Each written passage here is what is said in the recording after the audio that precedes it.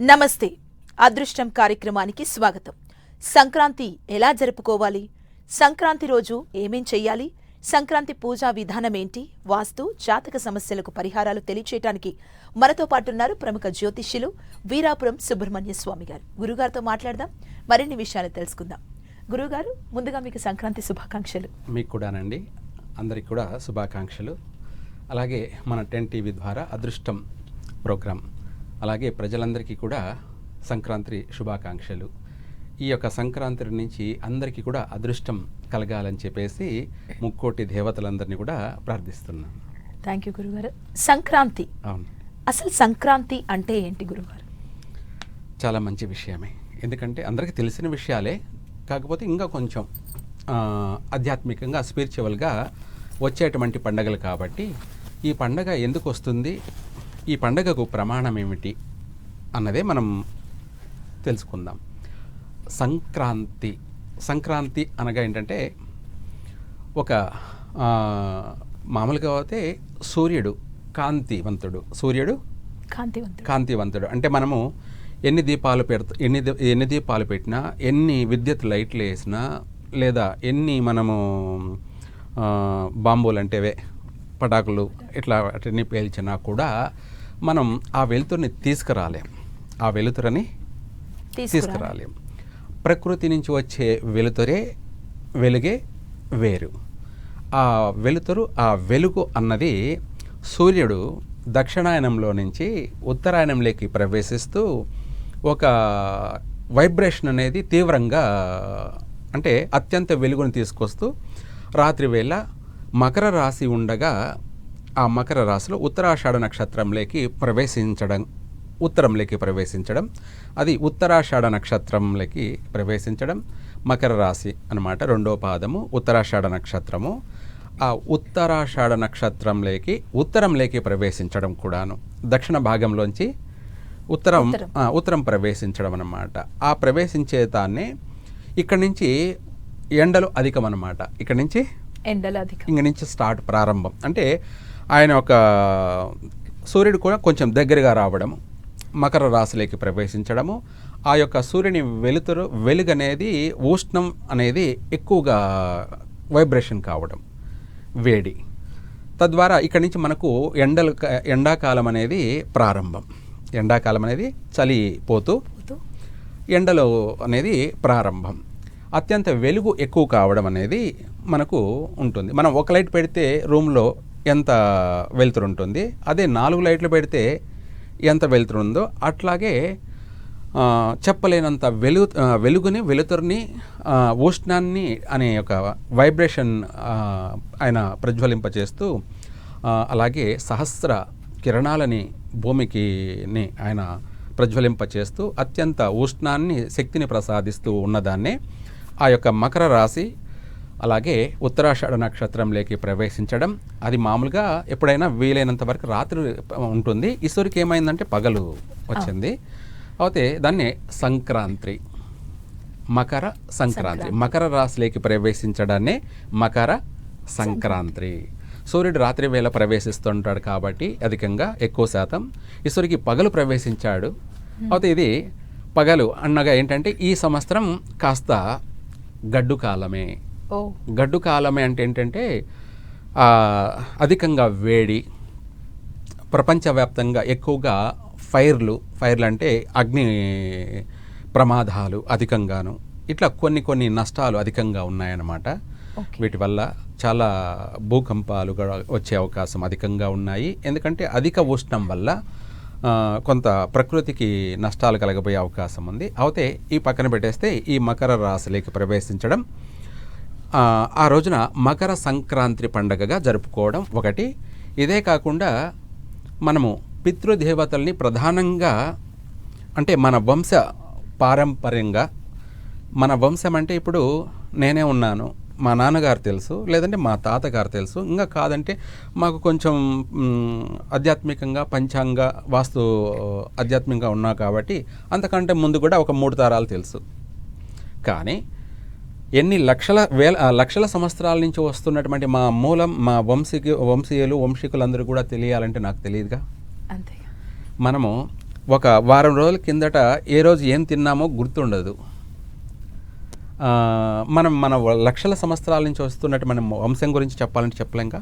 అయితే వాళ్ళ అందరి యొక్క అనుగ్రహం కోసం మన పూర్వీకులు, మన పితృదేవతలు, మాతృదేవతలు అంటే మన ఇంటి యొక్క స్త్రీలు అలాగే పురుషులు, వాళ్ళనే మాతృదేవత, పితృదేవతలు, వీళ్ళ యొక్క సంపూర్ణ అనుగ్రహ కోసం, మన వంశానుగ్రహ కోసం మకర సంక్రాంతి అనగా ఆ రోజు చక్కగా పూర్తిగా ఇల్లునంతా శుభ్రం చేసుకొని ఆవు పేడతోటి అలికి, అలాగే తలంట స్నానం చేసుకొని కొత్త బట్టలను మనం ధరించుకుంటూ, అలాగే మన పూర్వీకులకు కూడా కొత్త బట్టలను, కొత్త వస్త్రాలని పెట్టుకుంటూ వాళ్ళకి ఇష్టమైనటువంటి వంటకాలు అన్నీ కూడా మనం చేసుకొని, అలాగే అంటే మన పెద్దవాళ్ళకి అయితే ఇష్టమైన వంటలు ఉన్నాయో అవన్నీ కూడా వంట చేసుకొని మనం ఇంట్లో పూజా కార్యక్రమాలన్నీ కూడా చేసుకొని మన పూర్వీకులకి, మన పెద్దవాళ్ళకి ఇష్టమైన ఆ నైవేద్యాలని మనం మొదటిగా మనం స్వీకరించకుండా ఒక ఆకులో కాకులకి ప్రధానంగా, కాకులు అనగా ఏమిటి అంటే యముని యొక్క వాహనం. వీళ్ళు మృత్యుదేవత అనేది ఒక వాహనం అన్నమాట. అంటే పితృదేవతలు కాకుల రూపంలో మనం పెట్టినటువంటి ఆ నైవేద్యాన్ని స్వీకరించారనుకోండి, వాళ్ళకి మన పూర్వీకుల యొక్క సంపూర్ణ అనుగ్రహం కలిగింది అని కూడా 100% శాసనమే. మన ఆ కాకులు ముట్టలేదనుకోండి, మనము పితృ యొక్క అనుగ్రహం కాదు, పితృదోషాల్లో ఉన్నాము అని కూడా మనకు తెలియచేస్తుంది. ఆ కాకులు ముట్టినట్టయితే మన యొక్క పితృదేవతల యొక్క అనుగ్రహం సంపూర్ణంగా కలిగినట్టే. అవి ముట్టలేదనుకోండి, తినలేదనుకోండి, మన పూర్వీకుల యొక్క శాపం ఉంది, వంశ శాపము అంటారు, వంశ శాపము. కాబట్టి దానికోసమే ప్రతి సంవత్సరం కూడా మనము మన పూర్వీకులకి నైవేద్యం పెట్టి, అలాగే ఇక్కడ కాకులకే ప్రధానంగా పెట్టడం, తర్వాత వచ్చేసి రెండోది గంగకు కూడా ఒక ముద్ద పెట్టడం, గంగాదేవికి, అలాగే ఆవుకు పెట్టడం, ఇలా రకరకాలుగా తర్వాత చేసుకోవచ్చు. తర్వాత లాస్ట్లో మనమందరం కూడా ఆ నైవేద్యాన్ని భుజించడం, స్వీకరించడం. అలా పితృదేవతలపైన ఉన్నటువంటి మన భక్తిని, అలాగే మన ప్రేమని వ్యక్తం చేస్తూ, తెలియచేస్తూ జరుపుకునేటువంటి పెద్ద పండుగ పెద్దల పండుగ. పెద్దల పండుగ. అలాగే ఇందాక చెప్పినట్టు మనకు చేసినటువంటి పూజకు ఫలితం కలిగింది అంటే కాకులు ముట్టాలి.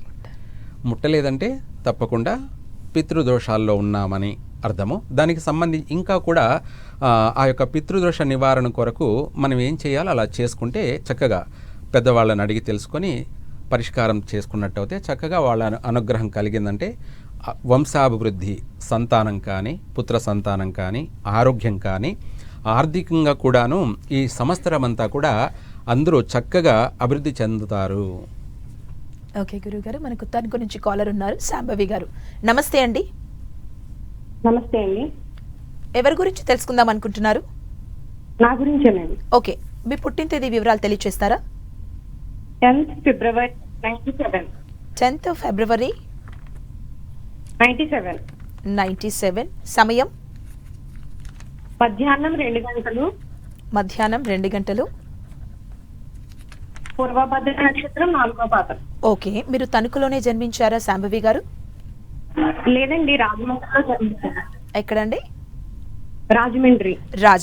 హలో. హలో, నమస్తే సార్. బాగున్నారమ్మా? బాగున్నానండి. ఎన్ని గంటలకు అన్నారు? 2 గంటలకేనా? అవునండి. అవును సార్. ఇంకేదైనా నిమిషాలు ఉన్నాయమ్మా? లేదు సార్, 2K. సరేనమ్మా, ఎందుకనగా నక్షత్రం ఆద్యంతం వెళ్ళిపోతున్నది, అందుకనేసి డౌట్ వచ్చింది. మీరు పుట్టినటువంటి తెలుగు సంవత్సరం శ్రీ ధాతృనామ సంవత్సరము మాఘమాసంలో పుట్టారు. అలాగే ఆ రోజు శుద్ధ తదియ సోమవారము, పూర్వభాద్ర నక్షత్రము. ఆ రోజు 2:08 వరకు పూర్వభాద్ర ఉంది. 2 గంటలకే పుట్టారు కాబట్టి పూర్వభాద్ర నక్షత్రం, 4వ పాదం, మీనరాశి. జన్మనామం కూడాను దీప. ఏం పేరు పెట్టుకున్నారు? శాంభవి అని పెట్టారు కదా, పర్వాలేదమ్మా. జన్మనామం ది అక్షరం మీద వస్తుంది. అలాగే దీక్షిత దీప అని వివాహ విషయంలో నష్టాలున్నాయమ్మా. వివాహ ప్రయత్నాలు చేసుకున్నారా? అయింది సార్ 22లో. ఆ, ఆ ప్రాబ్లం లోనే ఉన్నాను సార్. అవునమ్మా. ఇప్పుడు అడిగితే లాభం ఏముందమ్మా? ఎవరినైనా అడిగి తెలుసుకున్నారా? తెలుసుకున్నాం సార్. చెప్పలేదా ముందే ఏమన్నా నష్టాలున్నాయి, చాలా నష్టాలున్నాయి? లేదు సార్, వాళ్ళే అది అబ్బాయి వాళ్ళ తరపు అయితే బాగా కలిసింది, వీళ్ళదికే బాగా కలిసింది, చేయండి బాగుందన్నారు సార్. అలా కాదు కదా, అబ్బాయి వాళ్ళ తరపు గురించి కాదు నేను అంటుంది, నీ జాతకం. ఇందాక మీరు అడగగానే ఏం చెప్పాను? వివాహ జీవితంలో చాలా నష్టాలున్నాయని మీ నక్షత్ర ప్రకారంగా చెప్తున్నాను. మనం అబ్బాయి సైడ్ వెళ్ళిపోకూడదుగా. నీ జాతకం గురించి ఇప్పుడు మనం ఎక్స్ప్లెయిన్ చేసుకుంటున్నాం కదా. అయితే ఏది ఏమైనా నీ జాతక రీత్యా కుజదోషం అనేది మధ్యాహ్నం సూర్యుడు 12 గంటలప్పుడు సూర్యుడు ఎలా తీక్షణమైనటువంటి ఉగ్ర రూపంలో ఉన్నాడో అటువంటి తీవ్రమైనటువంటి నష్టాన్ని కలగచేస్తుంది. నీ జాతక ప్రకారంగా నీ యొక్క వ్యక్తిగత జీవితాన్ని నష్టాలు కష్టాలు పాలు చేస్తుంది ఆ కుజదోషం. దానికి సంబంధించి వివాహం ముందే అనుభవజ్ఞులైనటువంటి వాళ్ళని తెలుసుకొని దానికి పరిష్కారం చేసుకొని ఆ తర్వాత వివాహం చేసుకున్నట్టయితే చక్కగా నీ సంసార జీవితం సుఖంగా ఉండేది. మీరు తెలుసుకోలేదు, ఒకవేళ తెలుసుకున్న అనుభవం ఉన్నటువంటి వాళ్ళని తెలుసుకోలేదు, అడిగి తెలుసుకోలేదు. వాళ్ళైతే కరెక్ట్గా తెలియచేస్తారు, దానికి కరెక్ట్ అయిన కూడా రెమెడీ కూడా తెలియచేస్తారు. మనం కూడా రెమెడీలు అంటే ఏవంటే అవి చేస్తే ప్రయోజనం ఉండదు. మనము దేవుడిపైనే కోపము విసిగిపోయేలాగా ఉంటుందన్నమాట. ఏదైనా కరెక్ట్ అయినటువంటి పరిష్కార మార్గం చేసుకున్నప్పుడు అది ఎంతటి సమస్య అయినా కూడా పరిష్కారం అవుతుంది. చక్కగా మన జీవితం ప్రశాంతంగా ఉంటుంది. అలాగే సంసార జీవితం అనేది ఒక రోజుతో అయిపోయేది కాదమ్మా, 100 ఏళ్ల జీవితం కొనసాగాలి. అయితే ఇక్కడ మంచిగా కొనసాగాలి అంటే మనలో ఉన్నటువంటి లోపాలు ఏవైతే ఉన్నాయో వాటిని పరిష్కారం చేసుకున్నప్పుడే చక్కగా వివాహం అవుతుంది. వివాహం తర్వాత ప్రశాంతమైనటువంటి సంసార జీవితం అనేది సాగుతుంది. ఇప్పుడు నీ జాతక రీత్యా ఒక మాటలో చెప్పాలి అంటే 2వ వివాహ దోషం కూడా ఉంది, ఇంకా అంతకంటే మించి కూడా ఉన్నాయి. ఇవన్నీ లైవ్లో చెప్పేటి కాదు కదా, మీరు పర్సనల్గా తెలుసుకోండి అమ్మా, అన్నీ కూడా క్లారిటీగా తెలుస్తాయి. శుభం. ఓకే గురువుగారు, నెల్లూరు నుంచి శైలా గారు ఉన్నారు. శైలా గారు నమస్తే అండి. హలో గురువు గారు, మీ డీటెయిల్స్ చెప్తారా అండి? పుట్టిన తేదీ వివరాలు శైలా గారు. మా అబ్బాయిది మేడం. ఓకే, మీ అబ్బాయి పేరు? మా అబ్బాయి పేరు Narasimhulu. Narasimhulu. Okay. 2002 2002 June 8. June 8. సమయం అండి? ఆ? సమయం, పుట్టిన సమయం? సమయం 9, 9:30, 10 లోపల. 9:30 నుంచి 10 లోపల. ఉదయమా అండి? ఉదయాన్నే. ఓకే. పుట్టిన ప్లేస్ ఎక్కడండి? గూడూరు. గూడూరులో. తెలియచేస్తా, మాట్లాడండి. హలో. హలో గురువు గారు, నమస్కారం. బాగున్నారమ్మా? బాగున్నాను సార్. సరేనమ్మా. మీ అబ్బాయి పుట్టింది శ్రీ చిత్రభాను నామ సంవత్సరం వైశాఖ మాసంలో పుట్టారమ్మా. అలాగే అబ్బాయి పుట్టింది శనివారము త్రయోదశి, శని త్రయోదశి రోజున పుట్టారు. భరణి నక్షత్రము, అలాగే మేషరాశిలో పుట్టాడు. అబ్బాయి పుట్టిన సమయాన్ని బట్టి చూసుకుంటే అబ్బాయి జాతక రీత్యా విద్యలో కానీ ఉద్యోగంలో కానీ వివాహ విషయాల్లో బాగా ఆటంకాలు ఉన్నాయమ్మా. అలాగే దానికి సంబంధించి ఏదన్నా తెలుసుకొని పరిష్కారం చేసుకున్నారంటే చక్కగా అబ్బాయి విద్య మంచి ఉద్యోగంలోనూ స్థిరపడతాడు. వివాహ జీవితంలో కూడా మంచిగా చక్కగా కలిసి వస్తుందమ్మా. పూర్తిగా తెలుసుకొని ఏదైనా పరిష్కారం చేసుకోండి, అన్ని విధాలా కలిసి వస్తాయి. శుభం. ఓకే గురువుగారు, విజయవాడ నుంచి మరో కాలర్ ఉన్నారు, రామకృష్ణ గారు. రామకృష్ణ గారు నమస్తే అండి. నమస్కారం అండి. ఎవరి గురించి తెలుసుకుందాం అనుకుంటున్నారు? నా గురించే మేడం. ఓకే, డీటెయిల్స్ చెప్తారా? వెంకట రామకృష్ణారావు. ఓకే. విజయవాడ దగ్గర తిరువూరులో పుట్టానండి. తిరువూరులో పుట్టారు. సమయం 7/2/78 అండి. 7/2/78. సమయం అండి? మధ్యాహ్నం 1 గంటకండి. మధ్యాహ్నం 1 గంటకి. అవునండి. రామకృష్ణ గారు ఏం తెలుసుకుందాం అనుకుంటున్నారు మీ గురించి? అంటే వివాహం కాలేదండి, కొద్దిగా కుటుంబంలో సమస్యలు ఉన్నాయి, ఏ పని జరగట్లేదు. ఓకే అండి, తెలియజేస్తాను. హలో గురుగారు నమస్కారం అండి. దీర్ఘాయుష్మాన్ భవ. వివాహ ప్రయత్నాలు చేసుకున్నారా? చేస్తున్నామండి. ఇంకా ఏం చేస్తున్నారు? 78 అంటే వయసు ఎంత వచ్చింది? 46 అండి. ఇంకా ప్రయత్నం చేస్తుంటే ఇంక 60 కూడా వస్తాయండి. ఆ, ఏంటో అర్థం కావట్లేదు గురుగారు జాతకం. మరి అడిగి తెలుసుకున్నారా? తెలుసుకున్నాను, ఇది ఏలినాటి శని ప్రభావం వల్ల అని చెప్పారండి. ఏలేనాటి శని ప్రభావం కానీ, అష్టమ శని ప్రభావం కానీ, అర్ధాష్టమ శని ప్రభావం కానీ వివాహానికి ఎటువంటి సంబంధం లేదు. ఎవరు చెప్పారు మీకు? అంటే ఇక్కడ తెలిసిన అయ్యగారితో చూయించుకున్నానండి. సరేనన్నా, పర్వాలేదు. ఆ, ఏంటంటే కుజదోషం ఉంది నీ జాతకరీత్యా. గురుగారు కుజదోషం ఉంది అని తెలియచేయలేదా? తెలియచేయలేదండి, లేదన్నారు. లేదన్నారా? ఆ, సరేనన్నా. అంటే పంచాంగం గురించి కానీ, వాస్తు గురించి కానీ పూర్తిగా సంపూర్ణంగా తెలిసి ఉంటేనే అడగాలి. ఎవరిని పడితే వాళ్ళని అడిగారు అనుకోండి, అంటే వాళ్ళకి తెలియదని కాదు, దాంట్లో పూర్తిగా డెప్త్గా తెలియకపోవడం, గురుగారు సంపూర్ణమైనటువంటి అవగాహన లేకపోవడం. సరే, మనం వాళ్ళని కామెంట్ చేయడం కాదు, కానీ వాస్తవంగా అయితే 100% నీ జాతకరీత్యా కుజదోషం ఉంది. ఆ కుజదోషం వల్లనే ఇన్ని సంవత్సరాలు గడిచింది. మరి ఈ కుజదోషం అనేది వివాహ జీవితానికి సంబంధించినటువంటి సమస్యలు మాత్రమే ఉంటాయి. అది లేని పక్షాన ఇన్నేళ్ళు ఎందుకు సాగింది? ఆ మాత్రం నీకు కూడా అవగాహన లేదా? సరే, దానితో సమస్యలు కూడా అట్లానే కొట్టిపెట్టాయి గురుగారు. అన్ని నష్టాలే ఉన్నాయి చదువులో కానీ. అవునండి. నీ చదువు 10th ఇంటరా? ఇంటర్ సగంలో ఆపాను గురుగారు. అవును. ఆ కుజదోషం వల్ల నీకు చదువుకి ఆటంకమే జరిగింది, అలాగే వివాహ జీవితానికి ఆటంకమే జరిగింది. ఆల్రెడీ వివాహం అయ్యున్నా కూడా మళ్ళీ విడిపోయేవాళ్ళే మళ్ళీ రెండో వివాహం చేసుకోవాల్సినటువంటి సమస్య వచ్చేదే. అలాగే నష్టపోయేవాడివి కూడాను. అలాగే ఒక మాట చెప్పాలంటే అనేకమైనటువంటి సమస్యలతో కూడుకోనుంది నీ జాతకం. మీరు పుట్టింది శ్రీ పింగళ నామ సంవత్సరం పుష్యమాసంలో పుట్టారు. అలాగే ఆ రోజు అమావాస్య మంగళవారం, మంగళవారము, శ్రవణ నక్షత్రము, మకర రాశిలో పుట్టారు. మీ పేరు వచ్చేసి జైరామ్, జానకీరామ్, జన్మనామం. అలాగే ఏం పేరు పెట్టారు? సరేనా? సరే, పర్వాలేదు. నీ వ్యక్తిగత జీవితాన్ని పూర్తిగా సంపూర్ణంగా అపాయింట్మెంట్ తీసుకొని తెలుసుకోండి. అలాగే దాని ప్రకారంగా రెమెడీ తెలియచేయడం జరుగుతుంది. ఆ రెమెడీ చేసుకోండి. తప్పకుండా మీకు ఈ యొక్క ఉగాది తర్వాత వివాహం అవుతుంది నాన్న. శుభం. ఓకే గురుగారు, సంక్రాంతి గురించి మనం మాట్లాడుకుంటున్నాం కాబట్టి, సంక్రాంతి అంటే కొత్త అల్లుళ్ళు, పిండి వంటలు, వారి కొత్త బట్టలు పెట్టడం చాలా సందడిగా జరుగుతుంటుంది. ఈ కొత్త అల్లుళ్ళని ఇంటికి పిలవడం, పిండి వంటలు చేసి పోటాపోటీగా పెట్టడం, దీని వెనకాల ఏదైనా ఆంతర్యం ఉందా గురుగారు? వాస్తవంగా ప్రకృతి పురుషుడు అంటే మగవాడు, అలాగే సృష్టికి సంబంధించినటువంటిది స్త్రీ.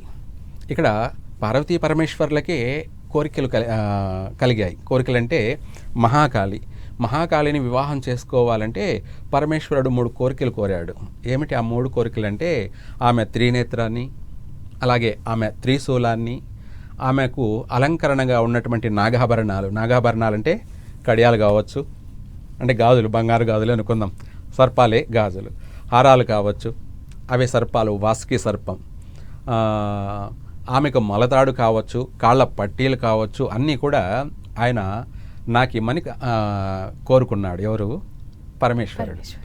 అప్పుడు అడగగానే ఆమెకి ఆయన వివాహం చేసుకోవడం ఇష్టం కాబట్టి, ఆయన చేసుకోవాలనుకున్నది కాబట్టి తెలుచూపులోనే ఆయన అడగగానే త్రినేత్రాన్ని కూడా ఆయనకి ఇచ్చేసింది. అప్పటి వరకు 3వ కన్ను ఉన్నంత వరకు మహాకాళి, ఈయన శివుడు, బాలశివుడు. ఎప్పుడైతే ఆ త్రినేత్రాన్ని ఆయన అడిగి కోరుకున్నాడో, ఆ త్రినేత్రాన్ని ఆమెకి ఇవ్వగానే ఆమె కాస్త మహాకాళి మామూలు కాళి అయిపోయింది. పరమేశ్వరుడు మహారుద్రుడైపోయాడు. అనగా ఆమె ఆయుధాలు కానీ, ఆమె ఆభరణాలు కానీ అన్నిటినీ కూడా ఆయన కోరిక తీసుకున్నాడు. తీసుకోవడం వల్ల ఈయన మహారుద్రుడి అయ్యాడు. అలాగే అల్లుడికి కూడా కోరికలు ఉంటాయి. అల్లుడికి కూడా కోరికలు ఉంటాయి. ఆ కోరికలు మన పూర్వం నుంచి కూడా సంక్రాంతి అప్పుడు మాత్రమే అధికమైన కోరికలు. ఈ సంక్రాంతికి అల్లుడికి కావాల్సినవన్నీ కూడా భార్య కానీ, భార్య తరపున తల్లిదండ్రులు అంటే అత్తమామలు కానీ అల్లుడి యొక్క కోరికలన్నీ కూడా తీరుస్తూ అల్లుడు సంతోషంగా ఉండడం కోసమై ఇంటెల్లపాది కూడా అంతా ఆనందంగా, సంతోషంగా, అల్లుడు ఎప్పుడైతే సంతోషపడుతూ ఉంటాడో కుటుంబం అంతా కూడా సంతోషంగా జీవిస్తుందన్నమాట. సంవత్సరానికి ఒకసారి ఆ అల్లుడి వల్ల కుటుంబం అంతా కూడా ఆనందంలో మునిగిపోతుందన్నమాట. అందుకు అల్లుడు కోరినవి ఏంటంటే ఎక్కువగా వస్త్రాలు, బట్టలు, ఇంకా అలంకరణ, అలాగే మంచి భోజనాలు, ఇవి అధికంగా కోరుకుంటాడు. అవన్నీ కూడా సంతృప్తిగా అల్లుడికి కావాల్సినటువంటి కోరికలన్నీ నెరవేర్చే పండగే సంక్రాంతి. అందులో ఇంకా సరదాలు, సందడిలు అన్నీ కూడాను. అటు అల్లుడు కూతురు అంటే భర్త బాగుంటే భార్య కూడా చాలా సంతోషపడుతుంది. కాబట్టి ఒక మాటలో చెప్పాలంటే ఈ సంవత్సరం అంతా కూడా ఇంటి ఆడబిడ్డ అల్లుడు ఇంటికి వచ్చి వాళ్ళు సంతోషంగా ఉండి వెళ్ళిన రోజులే సంవత్సరం అంతా కూడా కనిపిస్తూ ఉంటాయన్నమాట. ఆ ఆనందము, ఆ సంతోషము అన్నది మళ్ళీ వచ్చే సంక్రాంతి వరకు కూడా ఆ కళ్ళతో ఇవి కనిపిస్తూ ఉంటాయన్నమాట, ఆ పండగ వాతావరణాలన్నీ కూడా. అందుకనేసే కొత్త అల్లుళ్ళు, కొత్త బట్టలు, కొత్త పిండి వంటలు, అనేకమైనవి అన్నీ కొత్తవి. అందులోనూ రైతులందరికీ కూడా ఆ సంవత్సరానికి అన్ని పాడి పంటలన్నీ కూడా చేతికి వచ్చి పుష్కలంగా ఆర్థిక పరంగా కూడా బాగుంటారు. కాబట్టి సంతోషకరమైనటువంటి కూడుకున్న మహాసంక్రాంతి అంటే అన్ని పండగల కల్లా అతిపెద్ద పండగ. ఇందాక చెప్పాను మహాశివుడు అని. మహాకాళి, మహాశివుడు, మహాపండగ, మహాసంక్రాంతి, ఈ మూడు పార్వతీ పరమేశ్వరులతో ముడిపడినది. అయితే దీని గురించి మనం అంతా ఎక్స్ప్లెయిన్ చేయడానికి సమయం సరిపోదు. కాబట్టి తొందరగా ఏదో తెలియచేయాలి కొద్దిపాటిగా. ఓకే గురుగారు, నెల్లూరు నుంచి బాబు గారు ఉన్నారు. బాబు గారు నమస్తే అండి. నమస్కారం. ఎవరి గురించి తెలుసుకుందాం అనుకుంటున్నారు? బాబు పుట్టాడు మాకు. ఓకే, డీటెయిల్స్ చెప్తారా? 2025 2వ తేదీ గురువారం 9:41 పుట్టాడు. 2025 2వ తేదీ గురువారం నెల 9:41 పుట్టాడు. 2025 2వ తేదీ 2వ నెల అండి? జనవరి. ఓకే, జనవరి 2వ తేదీ. ఓకే, జనవరి 2వ తేదీ 2005 గురువారం నాడు జన్మించారు. పేరు ఇంకా పెట్టలేదు, ఏం పేరు పెట్టుకోవాలని. Okay, hello, 9:41 తెలియచేస్తాను. రాత్రి నాన్న ఉదయమా? ఉదయం సార్. సరే నాన్న. అబ్బాయా? అబ్బాయి. ఇంకా నామకరణమే చేయలేదా? చేయలేదు. సరే నాన్న, పర్వాలేదు. అనగా అర్థమైంది. అబ్బాయి పుట్టింది శ్రీ తారణనామ సంవత్సరము మార్గశిర మాసంలో పుట్టాడు. అలాగే అబ్బాయి పుట్టినటువంటి తేదీ కూడా బహుళ సప్తమి, ఆదివారము, ఉత్తరా నక్షత్రము. అలాగే అబ్బాయి పుట్టినటువంటి సమయాన్ని బట్టి 2వ పాదంలో జన్మించాడు. ఉత్తరా నక్షత్రం 2వ పాదంలో. పేరు వచ్చేసి పవన్ కుమార్. పా అక్షరం మీద పవన్ కుమార్ అని పెట్టండి, చక్కగా కలిసి వస్తుంది నాన్న అబ్బాయికి. అలాగే ఆ పేరు మీనింగ్ కూడా ఆంజనేయ స్వామి, అనగా ఆయన వాయువేగాన లంకించేటువంటి వాయుపుత్రుడు పవన్ కుమార్ అని చెప్పేసి దాని యొక్క మీనింగు. చక్కగా అబ్బాయికి కలిసి వస్తుంది అన్ని విషయాలలో కూడా. పవన్ కుమార్ అనే పేరు పెట్టుకోండి, శుభం. ఓకే గురుగారు, ధన్యవాదాలు. సంక్రాంతి గురించి చాలా చక్కగా మా టీవీ ప్రేక్షకులకు వివరించారు. ధన్యవాదాలు గురుగారు. సర్వే జన సుఖినో భవంతు. చూశారు కదా, ఇది ఇవాల్టి అదృష్టం కార్యక్రమం. మరో కార్యక్రమంతో మళ్ళీ కలుద్దాం. చూస్తూనే ఉండండి 10 టీవీ.